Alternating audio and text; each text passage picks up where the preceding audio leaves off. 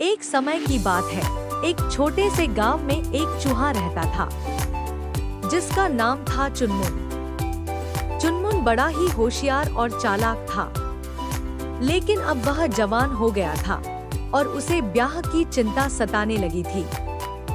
उसने सोचा, अब समय आ गया है कि मैं भी शादी कर लूं। चुनमुन ने अपने माता पिता से कहा, माँ बाबा, मुझे अब एक सुंदर और समझदार दुल्हन चाहिए।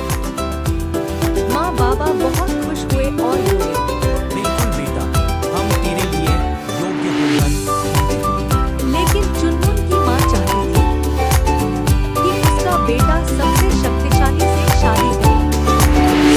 वह सूर्य देव के पास गई और कहा, हे सूर्य देव, क्या आप मेरे बेटे के लिए सबसे अच्छे वर हो सकते हैं?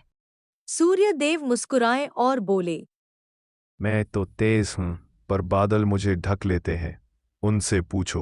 वह बादल राज के पास पहुंची। हे बादल राज, क्या आप मेरे बेटे के लिए अच्छे वर हो सकते हो? बादल राज बोले। मुझे तो हवा उड़ा देती है, सबसे शक्तिशाली तो वही है।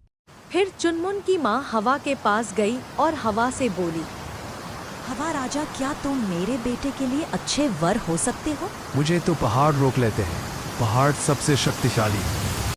फिर चुनमुन की माँ पहाड़ के पास गई और बोली, पहाड़ जी, क्या आप मेरे बेटे के लिए अच्छे वर हो सकते हो? मुझे तो चूहे खोद डालते हैं, लगता है तुम्हारा बेटा ही सबसे ताकतवर है। यह सुनकर चुनमुन की माँ हंस पड़ी और घर लौटकर बोली, बेटा, तुझसे अच्छा कोई नहीं, चल अब तुझे अपनी जैसी समझदार चूहिया से ब्याह करवा देते हैं। अगले ही दिन गांव भर में धूमधाम से चुनमुन और गुड़िया चूहिया की शादी हुई।